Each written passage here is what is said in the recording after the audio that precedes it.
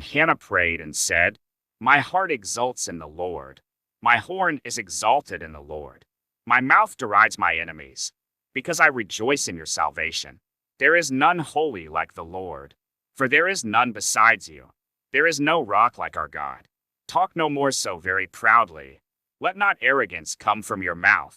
For the Lord is a God of knowledge, and by him actions are weighed. The bows of the mighty are broken, but the feeble bind on strength. Those who were full have hired themselves out for bread, but those who were hungry have ceased to hunger. The barren has borne 7, but she who has many children is forlorn. The Lord kills and brings to life. He brings down to Sheol and raises up.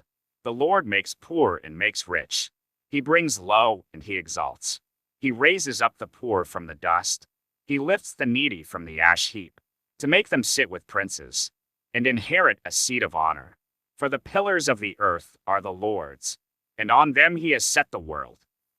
He will guard the feet of his faithful ones, but the wicked shall be cut off in darkness. For not by might shall a man prevail. The adversaries of the Lord shall be broken to pieces. Against them he will thunder in heaven.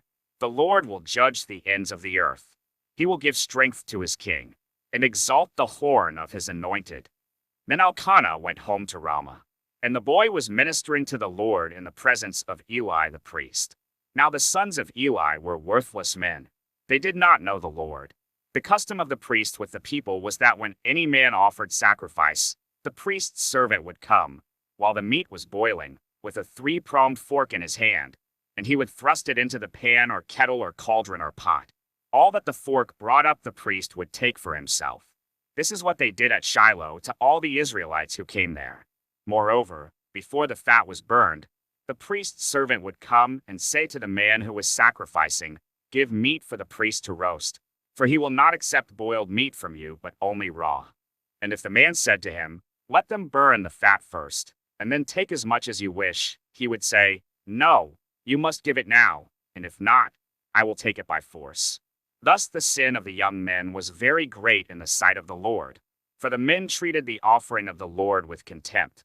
Samuel was ministering before the Lord, a boy clothed with a linen ephod, and his mother used to make for him a little robe, and take it to him each year when she went up with her husband to offer the yearly sacrifice.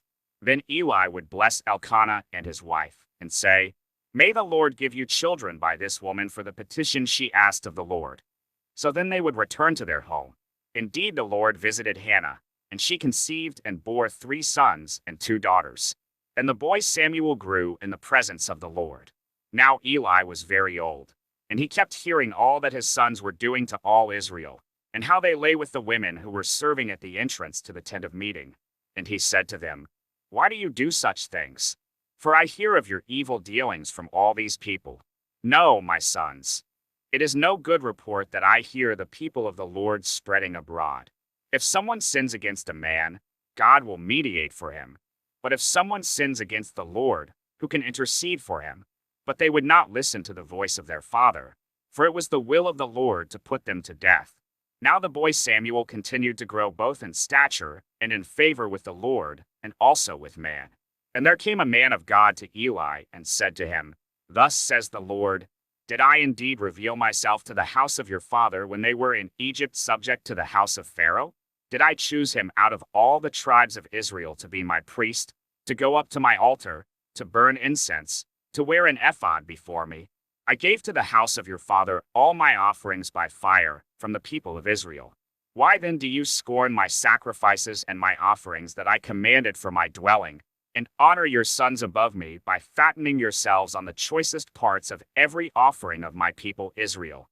Therefore the Lord, the God of Israel, declares, I promised that your house and the house of your father should go in and out before me forever. But now the Lord declares, Far be it from me. For those who honor me I will honor, and those who despise me shall be lightly esteemed. Behold, the days are coming when I will cut off your strength and the strength of your father's house, so that there will not be an old man in your house. Then in distress you will look with envious eye on all the prosperity that shall be bestowed on Israel, and there shall not be an old man in your house forever. The only one of you whom I shall not cut off from my altar shall be spared to weep his eyes out to grieve his heart, and all the descendants of your house shall die by the sword of men. And this that shall come upon your two sons, Hophni and Phinehas, shall be the sign to you. Both of them shall die on the same day. And I will raise up for myself a faithful priest, who shall do according to what is in my heart and in my mind. And I will build him a sure house, and he shall go in and out before my anointed forever. And everyone who is left in your house shall come to implore him for a piece of silver or a loaf of bread, and shall say, Please put me in one of the priest's places, that I may eat a morsel of bread.